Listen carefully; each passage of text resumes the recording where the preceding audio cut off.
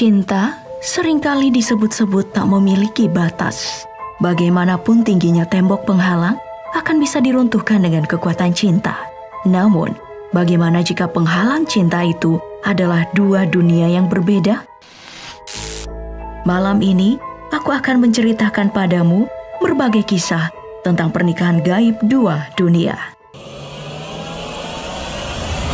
Pada bulan Oktober 2014 lalu, publik dihebohkan dengan kabar sebuah pesta pernikahan yang disaksikan oleh 4.000 tamu. Pesta pernikahan ini berlangsung nyaris seperti pernikahan biasanya. Sang mempelai pria mengenakan pakaian adat Jawa, sama seperti pernikahan pada umumnya. Bukan karena usia sang mempelai pria yang sudah parubaya, namun yang membuat banyak orang bertanya-tanya, di manakah sang mempelai perempuan? Mempelai pria ini Mbah Prawoto Mangun Baskoro. Ia menyatakan sedang menikah dengan perih bernama Setyowati, yang tak lain adalah seorang abdi dari masa kerajaan Majapahit. Para Setyowati digambarkan memiliki kemiripan dengan R.A. Kartini.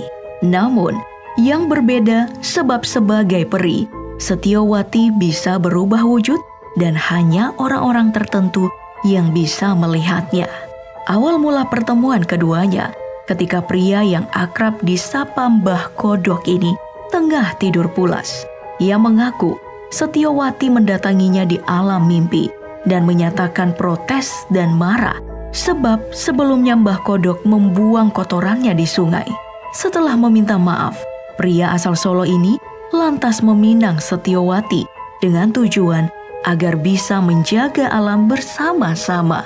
Dari pernikahan ini, Mbah Kodok mengaku telah dikaruniai 2 orang anak kembar bernama Joko Samudro dan Sri Parwati. Sungguh aneh, tapi begitulah adanya sebuah kepercayaan. Namun, ternyata menikahi makhluk gaib bukanlah hal baru di Kalimantan. Meski sempat membuat geger masyarakat pada akhir Februari 2017 lalu, namun ternyata itu adalah hal yang sudah biasa terjadi. Hanya saja, biasanya pernikahan gaib yang terjadi di sana tidak begitu dipublikasikan. Dan baru kali ini, sebuah undangan pernikahan antara pernikahan gaib dan Pangka Lima Burung yang merupakan tokoh mitos legendaris yang dipercayai sebagai tokoh pelindung dan pemersatu suku Dayak Kalimantan dengan seorang titisan Nyi Roro Kidul bernama Sri Baruno Jagat Prameswari dari Merapi di Kabupaten Katingan, Kalimantan Tengah.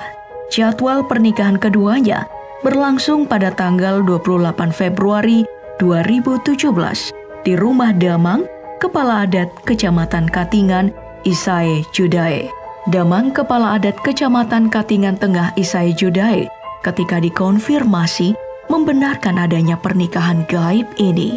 Kisah ini bermula ketika seorang perempuan datang ke rumahnya dan menyampaikan maksud untuk mencari tokoh adat, menyatakan bahwa ia sebagai utusan dari Sri Baruno Jagat Prameswari yang telah menerima pinangan Pangka Lima Burung dari Kalimantan di Jawa Tengah.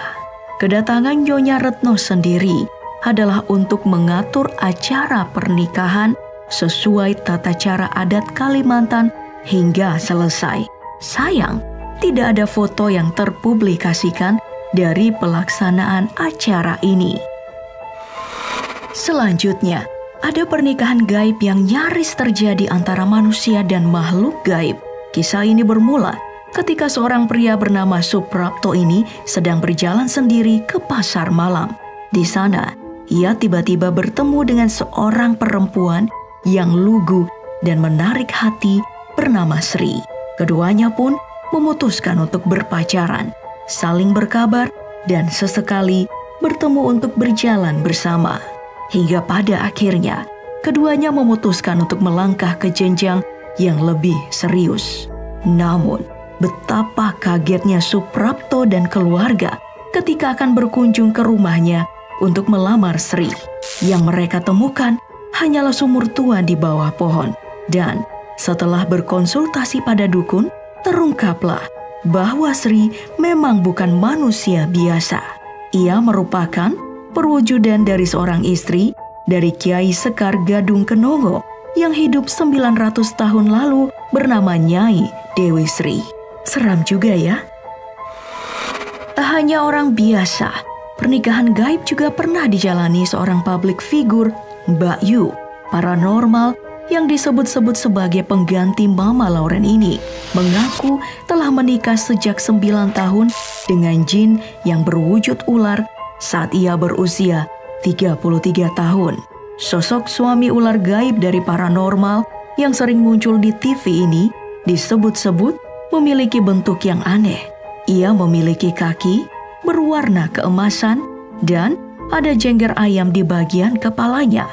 Mbak Yu mengaku pernah merasa marah dengan takdir yang ia terima. Ia sempat ingin menikah dengan pria normal, namun kemudian menyadari bahwa jalan hidupnya tak lagi bisa berubah. Ia juga membantah tuduhan orang-orang tentang kesuksesan yang ia raih semata-mata berkat suami gaibnya. Mbak Yu mengaku kesuksesan yang ia raih saat ini tidak ada hubungannya sama sekali dengan suaminya, sebab ia memang adalah seorang pekerja keras sejak dulu. Tak hanya di Indonesia, pernikahan mistis ternyata juga kerap terjadi di Amerika Serikat, terutama di kalangan penganut Mormonisme. Mereka percaya bahwa pernikahan bersifat abadi selama hidup dan setelah hidup. Jadi, orang yang sudah meninggal pun tetap bisa melangsungkan upacara pernikahan dan diikuti oleh keturunan orang yang meninggal dan dilakukan di tempat ibadah Oza. Di Sudan pun ternyata ada kepercayaan jika ada seorang pria meninggal dunia tanpa keturunan lelaki, kerabatnya akan menikahi istri pria yang telah meninggal itu. Namun arwah sang pria ini akan tetap dianggap sebagai ayah yang sah.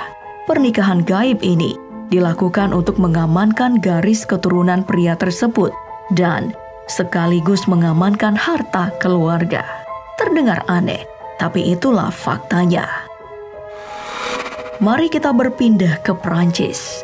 Di sini juga ada aturan yang membolehkan seseorang menikah dengan seseorang yang telah meninggal. Syaratnya adalah orang itu memang benar-benar yakin akan menikah dan telah mendapatkan izin dari pihak keluarga, baik dia maupun yang telah meninggal. Dan permohonan pernikahan itu langsung diajukan kepada presiden. Aturan ini telah diperkenalkan sejak masa kekuasaan Napoleon. Lalu, pada 2 Desember 1959, Presiden Prancis kala itu bernama Charles de Gaulle mengunjungi daerah bencana bendungan jebol yang menewaskan 423 orang. Salah seorang perempuan datang memohon pada presiden agar ia bisa menikah dengan tunangannya yang ikut tewas dalam bencana ini. Permohonan itu pun dikabulkan, dan sejak itu ada banyak orang yang melakukan pengajuan yang sama. Membingungkan juga ya jika dibayangkan.